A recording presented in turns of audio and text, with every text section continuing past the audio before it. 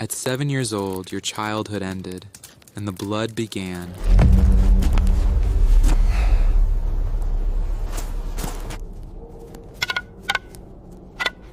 Castles, gleaming armor, glory. That's what the tales promise. But the truth smelled of rusted iron, old sweat, and dung. Cold stone, mud that clung to your knees, and blood, more blood than any story admits. Being a knight wasn't adventure, it was survival. And it all began when you were still too small to understand what you had already lost. At 7, you left home, not because you wanted to, because that's how it worked.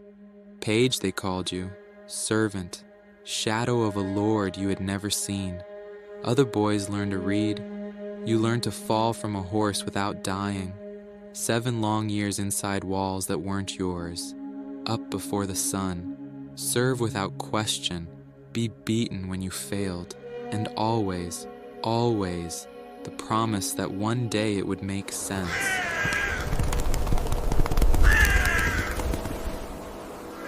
A page's routine had no rest. Before dawn, prayers, knees on freezing stone until they hurt. After that, work. Serve food, carry messages, memorize coats of arms of families that would never accept you as an equal. Heraldry, lineages, codes. While boys your age forgot to brush their teeth, you memorized who could marry whom and why. At 14, if you survived, you advanced. But promotion is too kind a word. What came next was worse. Because squire wasn't honor, it was an anvil. 14 years old. Squire. Personal assistant to a man you had to keep alive. Because if he died, you went with him. You cleaned his armor after battle. Blood. Mud. Worse than mud. You dressed him. 30 minutes of buckles, straps, plates. A metal puzzle where one mistake meant death, his or yours. And training, every single day. Wooden swords, lances, maces. Instructors who had no mercy. Today's lesson, get beaten until you learn not to be. Medieval skeletons tell the story. Fractures in arms, ribs, clavicles, bones that healed crooked. Full armor, 27 kilos. Train in it, run in it, disobey and do push-ups in it. No weekends, no vacations, no sick days, unless you were dying. And even then, 7 years of that. In the end, you were 21, and 2/3 of your life had been pain. And then, finally, the ceremony. But not the way people imagine. Some received a ceremony, others didn't. Many were dubbed right on the field, covered in blood, minutes before perhaps dying. You're a knight, now go back and fight. At the Battle of Crecy, 200 squires were promoted like that. Half died the same day. But if you were lucky, if there was a ceremony, it still wasn't gentle. The vigil, a whole night awake, on your knees, praying, no food, no pause, cold stone piercing your bones, and confession, everything, every sin, every impure thought. In the morning, exhausted, starving, you knelt again. Each piece of armor, a lesson. The helmet is dignity, the sword, justice. 3 hours of that. And the final blow, a sword on the shoulder. Hard enough that you'd never forget. Congratulations. You're a knight. Now prove you deserve it. Your most constant companion, armor. 27 kilos. Well distributed, they said. As if that helped. Putting it on took half an hour. With help, alone, impossible. And once inside, you saw through a slit. You heard your own breath ricochet. In the heat, summer, 100 degrees, liters of sweat, men fainted before reaching the enemy. And the bathroom, small openings, or you held it. Or, well, there's a reason squires hated cleaning armor.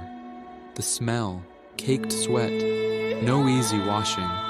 Medieval texts describe it as fouler than death. Sometimes you didn't even need to raise your sword, just take off the helmet, but comfortable or not, you needed it.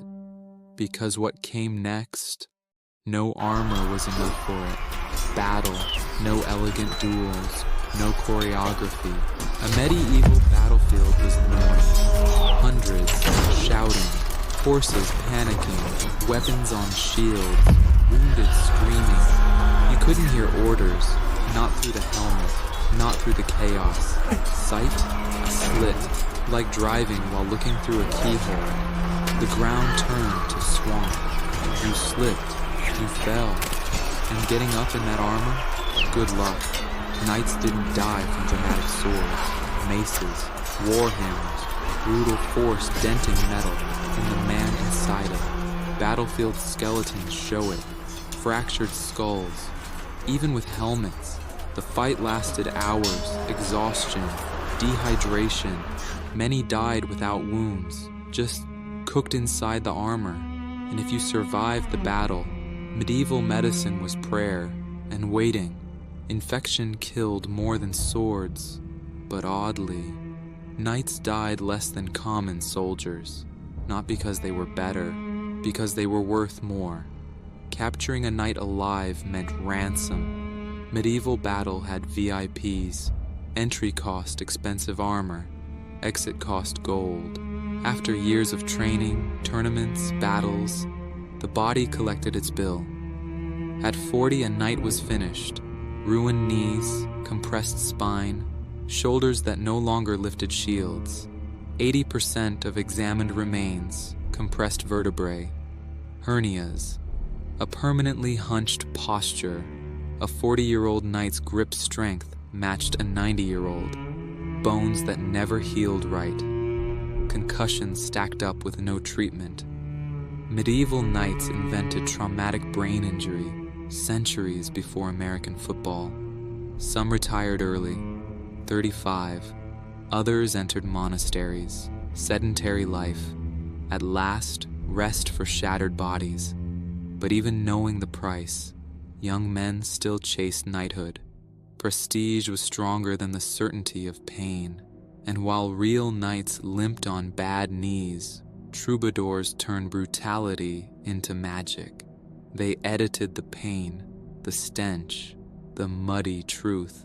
What remained were perfect heroes, impossible fights, armor always shining, reality, ordinary humans trying to balance impossible expectations with very real physical limits. The legends outlived reality for centuries, but now you know. Medieval knights weren't shining heroes. They were hard, suffering men who paid in blood, sweat, and broken bones for a title that destroyed them. So, would you have endured it? War wasn't the only way to die. There were tournaments, noble entertainment. The crowd cheered. You bled. Tournament sounds elegant, civilized. It wasn't. The joust, the classic clash, 2 tons of horse and metal charging at each other. You had a slit to aim through, 3 seconds to hit, and if you missed, the impact could dislocate shoulders, break clavicles, rip you from the saddle like a leaf in the wind. And the fall, in that armor, from that horse, dozens of kilos of metal, plus the weight of the drop, your own bones turned into weapons against you. Records from the 13th century speak of a single event with dozens of knights dead, not in war, in entertainment. The nobility ate, drank, bet on who would survive.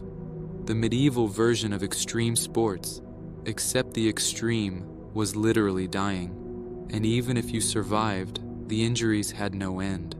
But there was something worse than dying on the field. Being captured, being taken alive. It sounded better than dying, didn't it? It depended. You had value. Your family would pay ransom. Until then, you were an investment. Keep alive, not comfortable. Months in cells, sometimes years, waiting for someone to gather enough gold. 30, 60, 200 days. The night John II was captive for years, the ransom ruined the kingdom. 40,000 gold coins, the weight of a grown man in pure gold. Families sold lands, horses, jewelry. Some were never ransomed. Either there were no funds or they weren't wanted back. Dying in captivity was slow, hunger, damp, wounds that rotted. And the mind? Months in the dark did things. Hallucinations, talking to shadows. You forgot your own name. A captured knight wasn't a hero in waiting. He was a forgotten man. And when you finally returned, you found that home was no longer home. Coming back should have been a relief. It wasn't. Years away, you came back changed. Older, broken, an aged wife, children who didn't recognize you, lands managed by someone else, debts, bad harvests. You couldn't sleep without waking up screaming. The sound of metal made you flinch. Medieval veterans' letters describe it. Ghosts of the field, faces that no longer exist, post-traumatic stress, centuries before it had a name. You survived, but part of you stayed on the fields. The world moved on without you. No one cared about your scars. You fought, bled, nearly died, only to return and discover that the most lost person was yourself. Worst of all was knowing your children would follow the same path, because it didn't end with you. Your son, 7 soon, he played at being a knight. He didn't know. You knew what was coming. Years of pain, a broken body, a shattered mind, and you couldn't stop it. Refusing knighthood for your son meant dishonor, social ruin, the end of the lineage. The system had no exit. Generations of men broken the same way, a chain of blood and metal, a curse disguised as honor, and no one questioned it, because questioning was weakness. So you watched powerless as your son walked into the same hell. Today, the armor sits in museums, polished, gleaming, under lights that never flicker. Children see heroes. They don't see the mud, don't feel the weight, don't smell the stale sweat and fear. They don't hear the screams. The stories that survive still lie, gently, necessarily, because truth doesn't sell fairy tales. But here, beneath nameless stones, lie real men, without songs, without legends. Only men who tried were broken and were forgotten. Medieval knighthood wasn't romance. It was a meat grinder, disguised as a noble ideal. And it worked for centuries because men chose to believe in legends, even when the truth bled in front of them. This is the story the castles don't tell. If you want to see more truths buried under legends, leave your like, subscribe, and share, because some stories deserve to be remembered as they really were.